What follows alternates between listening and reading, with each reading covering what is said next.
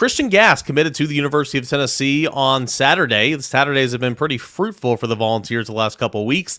That committed class is now up to 18 players. Tennessee's now sitting just outside the top 10, number 6 in the SEC. But as we know, there are several more announcements coming up in the next several weeks, and some guys to watch out for potential flips. I think Tennessee's going to finish with a top 10 class and top 5 in the SEC. But on Christian Gass here, Brett Hubbs, a versatile player. Tennessee likes him at linebacker, but a guy that can get up there on the edge and rush the quarterback. Good size already at 220, 6'2 and a half, 6'3", playing good high school football in the state of Georgia. On three's high on him, 85th overall in the country. Has him as the 6th best linebacker, 14th best prospect in the state of Georgia. This is a guy that Tennessee's been on for quite some time, and he went ahead and made it official on Saturday, committing to Tennessee. Yeah, beat up Georgia straight up for him. Yep. And then the Georgia people will tell you Georgia wanted him. So let's stop that narrative. That narrative's not been out there. But I mean, this is a head-to-head battle that Tennessee won over Georgia, and that's saying a lot because I mean Georgia has been kind of linebacker the last few years when you look at what Georgia's been able to do with that defense, who they put in the league, and all those things. The one thing, in talking to Christian Gass, I had a chance to visit with him right after his official visit at Tennessee. He's about football, and he was here not necessarily for the social scene. He was here to learn about how they would use him in this defense and how he would fit in the defense and where that was compared to Georgia, and kind of weighing it out that way. And Tennessee sees him, Rob, as a versatile guy who can do different things and can play different spots, not just be pigeonholed as kind of a rush linebacker, inside guy. And I think that Tennessee sold him hard on that versatility. I think that was something that jumped out to him on his official visit. And I think that was a huge part of why he really started diving deep into Tennessee, was because of how they showed him they would use him in a variety of different ways, not just a guy who played downhill towards the quarterback, but played in space. And that kind of stuff really appeals to kids. Taking it back, you were talking about James Pierce and the versatility. I mean, all guys like Christian Gass that are serious about football, they know what the NFL is looking for. I mean, they are well aware of it. I mean, kids that are serious like that young man. So, having a program or a coaching staff that can, show you exactly here's A, B, and C of what we're talking about would, not just sticking you with your hand in the ground. Here you are, out on the slot. Here you are, dropping, stunting inside or whatever. I think, kids are very interested in that. They don't want to be put in a box. They don't want to, at least as an 18-year-old freshman with a recruiting pitch. I think that kind of stuff is super attractive to young guys. Well, one of the you're exactly right. One of the catchphrases, Eric, that you hear in the NFL all the time is he a 3-down player, a 2-down player, a 3rd-down only player? These kids want to be 3-down players. They want to show their versatility and be able to be on the field all the time because they're not pigeonholed into one thing. And I think that was a big part. And you see in his clips, I mean, yeah, he plays along the line of scrimmage. He plays off the edge, but he also plays in coverage and does a lot of things for his high school as an outside guy. And now we'll see what his body goes into and all those things. But I think this is a really, really good pickup for Tennessee. I think this was one of those deals where your recruiting calendar worked in your favor. I think you understood what was important to him and recruited to that. I think you had a great feel of what he was about and who he was. And I think they did a terrific job on the official visit and on his visits to Tennessee because they knew the personality and knew what he was about. And I think that was a real key to Tennessee's success with him in recruiting. Yeah. So it's a really, obviously I watched it the other day, but I mean, it's a really impressive highlight tape. If you're watching on YouTube right now, you can see he's lined up on the line, out wide in space. He buzzes his feet. He runs the alleyway. He keeps his outside arm free. I mean, it's a really versatile, talented player. And the thing about defense, too, is, I mean, defense is all about packaging. You mentioned a moment ago, 3-down player, 3rd down specialist, whatever. I mean, especially early on, like if you're a true freshman or whatever, and just to get to the field, like everybody keeps asking about Jordan Ross, and man, Tennessee's excited about him, right? He's a 5-star talent. He's got loads and loads of athletic ability. He wasn't here in spring, so he's behind the 8 ball a little bit. And you look in front of him, and you got like James Pierce and Caleb Herring and Joshua Josephs.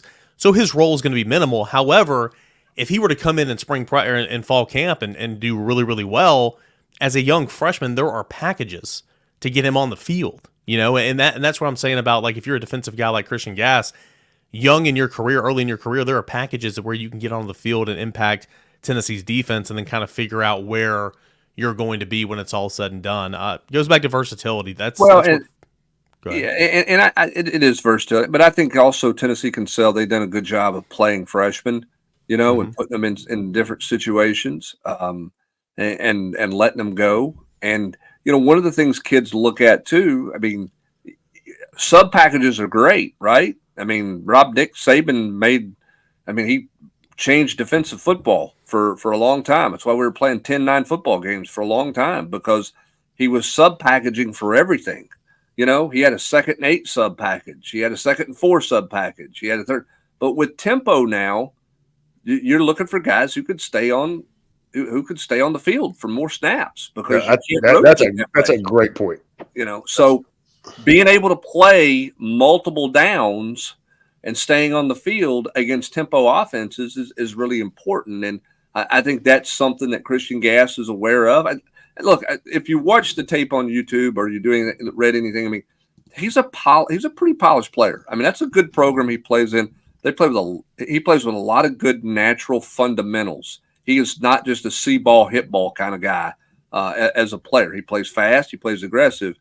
But I think those fundamentals, and at that position, at linebacker, versatility is more than it's ever been, because you can't play the hammer middle linebacker on 1st down, or run him in there on 3rd and 3, because that guy's got to be able to play in space on 2nd and 7, because you can't sub him in and out like you could years ago in college football. No, man, like I said, I think that's a really good point, Hubbard. And it made me think that you're going to see more. I think we're probably seeing them already. I'm sure we are. See more, is he a safety or outside linebacker? It doesn't matter. I mean, or is he a Gass? Is he a defensive end or an outside linebacker? I mean, there's always going to be a place for the 6'4", 310-pound guy. I mean, I think in the game of football always, but you're right. I think that the dudes that don't have to come off the field on 3rd and 2 or 3rd and 9, man, they are getting more and more valuable. Well, it's kind of silly too. You look back at the All SEC preseason teams. You've got 2 running backs on each team. Who plays with 2 running backs anymore? You've got 2 receivers on each team. Who plays with just 2 receivers nowadays in this? It's like, come on, like you got to differentiate the edge rushers from the defensive linemen and all that as well. But now I think Tennessee's got a good one here. And I mean, you look ahead, and Brent, I'm not asking you AP style, give me percentages here. I'm not doing that. But I mean, Tennessee's in a good spot here. Okay, you got Christian Gass that just committed. Obviously, you had a really, really nice pickup last weekend as well.